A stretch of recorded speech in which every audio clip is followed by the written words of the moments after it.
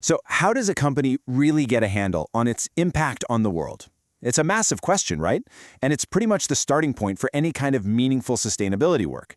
Today, we're going to break down the first two absolutely critical steps to getting it right. Just think about that for a second. Is a company's impact just what happens inside its own four walls, its factories and offices?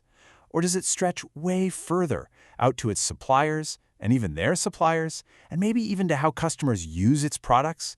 Where do you draw the line? The reality is, modern business is this incredibly tangled web. And it feels like everyone, from customers and investors to regulators and the communities you operate in, is demanding a clear, honest picture of your company's total footprint. That means its effect on the economy, on the environment, and of course, on people. Okay, so how in the world do you navigate that mess and actually become transparent? Well, thankfully, we're not starting from scratch. There's a globally accepted playbook for this, the GRI standards. GRI stands for the Global Reporting Initiative. And you can just think of it as a structured way to cut through all that noise. What GRI gives us is a really clear, four-step roadmap to figure out what's truly material. And that's just a fancy word for what's most significant for your company to report on. We're going to walk through the first two steps, which are really the foundation that everything else is built on. So here it is, the whole roadmap. You can see how it all flows together, right? You start with understanding your context. Then you identify your impacts. After that, you assess them. And finally, you prioritize what to report. Today, we are laser-focused on step 1 and step 2. Get these right, and you're well on your way.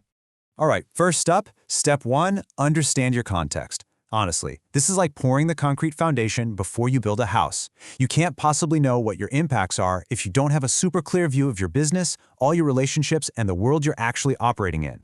And this is not just some internal checklist. It's got to be a 360-degree view.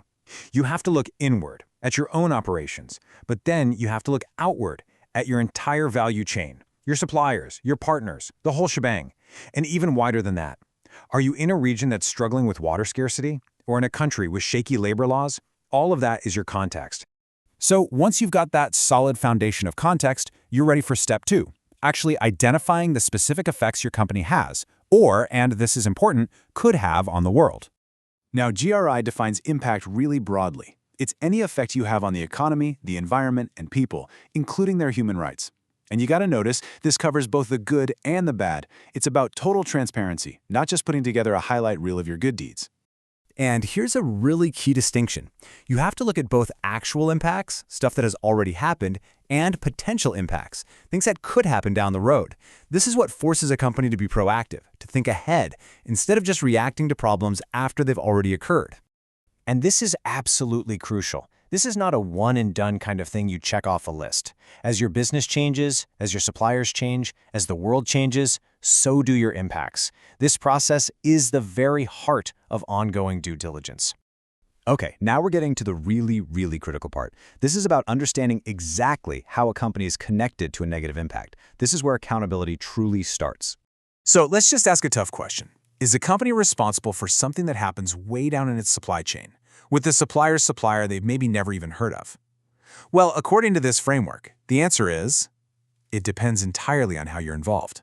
So the most direct link is when you cause an impact. This one's pretty simple.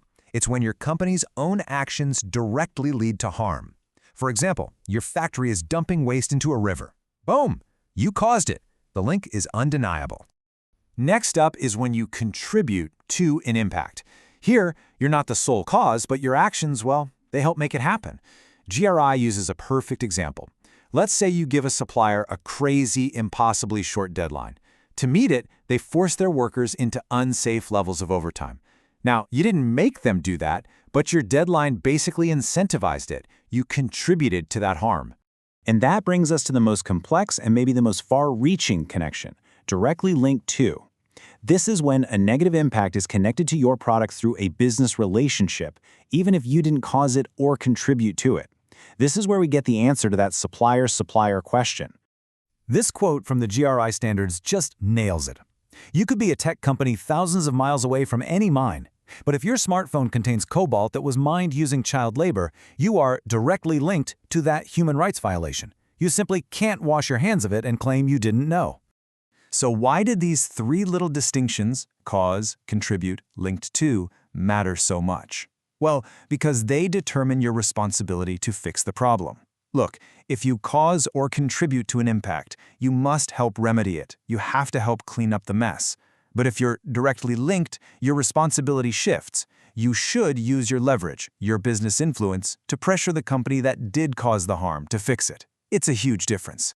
So let's just pull back for a second. Why is it so incredibly important to get these first two steps right? Because understanding your context and identifying your impacts isn't just about ticking boxes for a sustainability report. It's the very engine of due diligence. It's how a modern, responsible business understands its risks, its responsibilities, and its real role in shaping a better future. And that kind of leaves us with one final thought.